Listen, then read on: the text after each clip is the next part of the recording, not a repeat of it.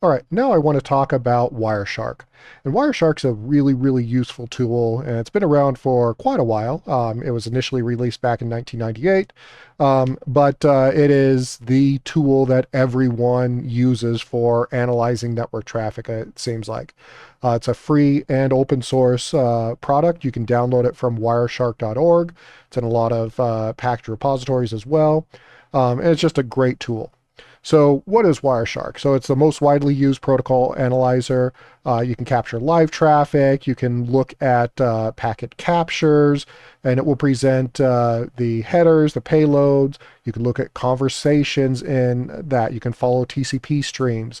It has a really useful user interface for analyzing all of this. Forensics analysts will use it to reconstruct those network sessions, identify credentials, trace attacker activity, and everything else. So, like I said, it will do live capture from an actual computer or from a network port. You can take that capture, you could save it as a PCAP or a PCAP-NG file, which is an industry standard format. And there's a lot of different capture tools which write PCAP files, things like TCP dump or T-Shark, anything of that nature will all write out to a PCAP file. And it will parse lots and lots of protocols, and they're always adding all the new protocols to it as they get developed. And each packet is decoded layer by layer, from the Ethernet header all the way down to an application layer, and applications which it knows about. It can even decode those further to show a lot more human-friendly information on there. So when you use Wireshark, it first begins with capture filters, and this is known as BPF syntax.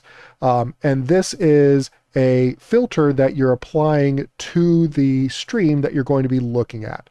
So whatever you set here cannot be changed unless you restart the capture and then you have a new filter. This is different from a display filter, which we'll talk about next. This is usually, and I've some of the things I've used on a capture filter, and I don't see it on here, but I will say not broadcast. So I don't necessarily care about broadcast traffic on a really noisy network. I care about some other stuff. And so I don't want to even capture that because that's just a lot of extra noise that I would end up having to discard anyway. So you could say, I only want to look at traffic from to or from a specific host. And so you can set up the capture filter. So then you aren't capturing tons of packets that you don't care about. You're only capturing the packets that correspond to that particular host, or from a specific subnet, or maybe you want to capture only UDP port 53, so DNS queries.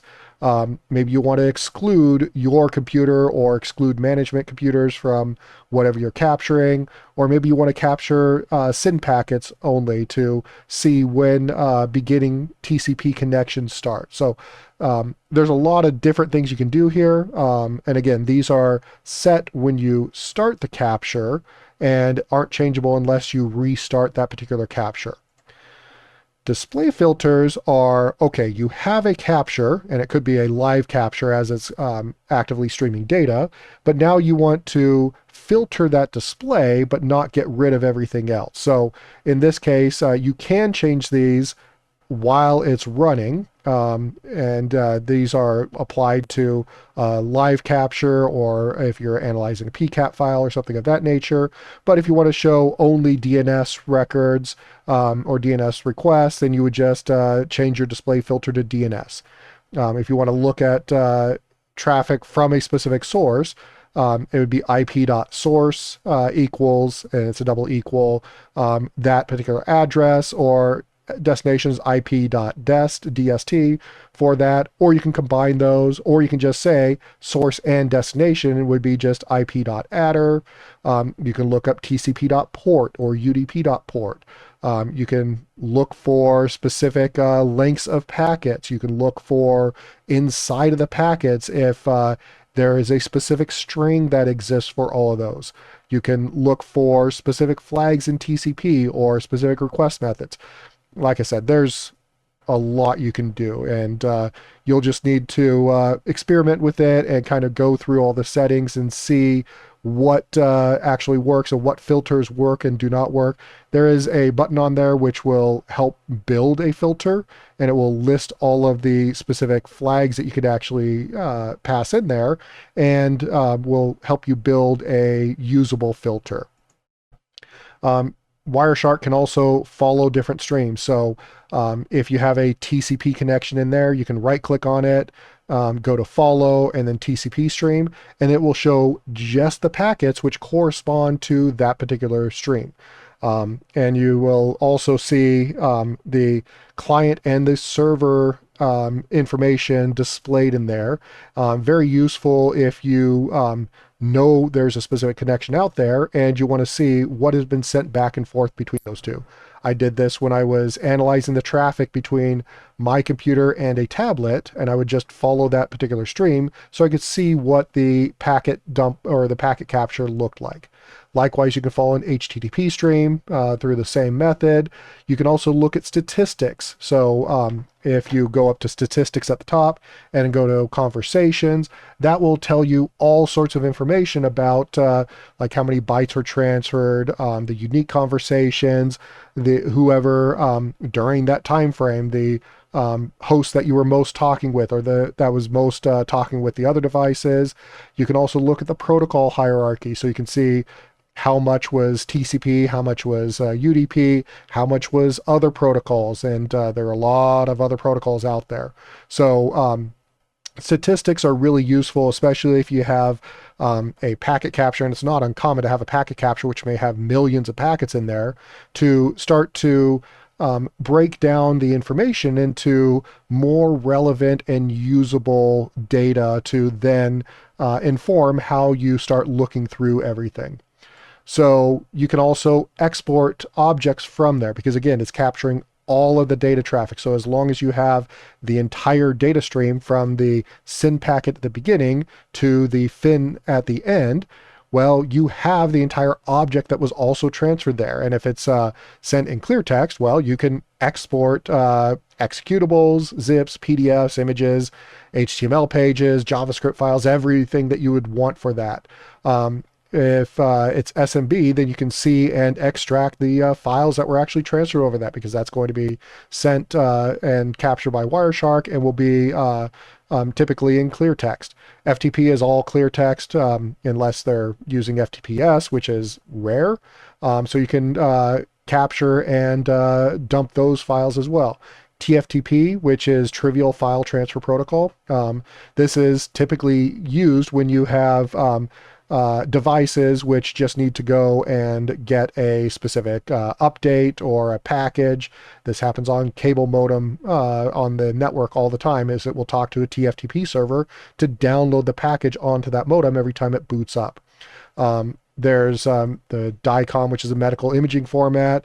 You can export a lot of different things. And so specifically from a digital forensic standpoint, if you have a packet capture, a PCAP, and you're analyzing it and you wanted to analyze the particular program to see is it malware or what specific malware it is, well, you can export it.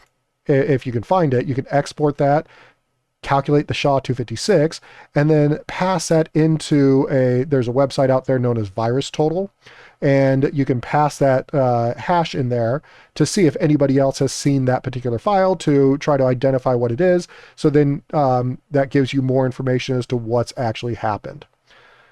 There's also T-Shark. So on systems which, like headless systems, which only have a terminal, there's T-Shark or TCP dump. I've used TCP dump quite a bit more than T-Shark, but T-Shark has some nice features into it as well.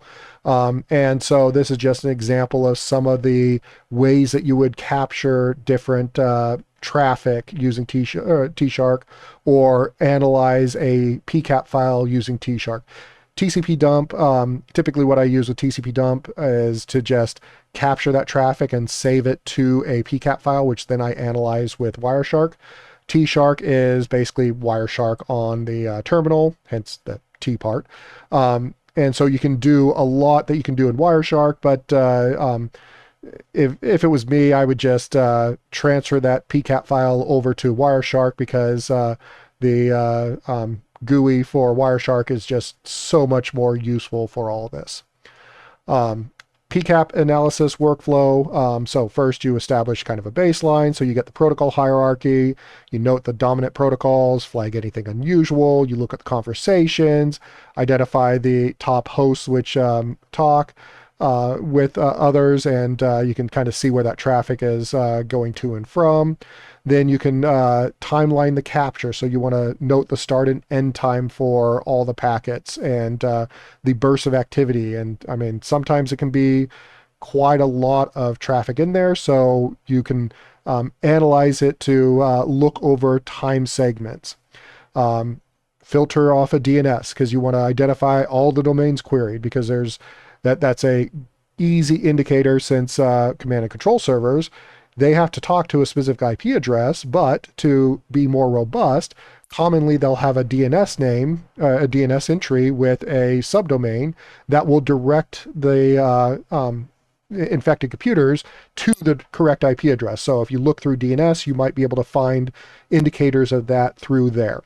Look at the HTTP traffic. You can review user agent strings for anomalies. You can examine post body data, look for base 64 encoded data, binary payloads, things of that nature. And then you would probably want to export, hash those files, document everything, take the SHA-256, check it at virus total, or take the samples, the malware samples, and run it through.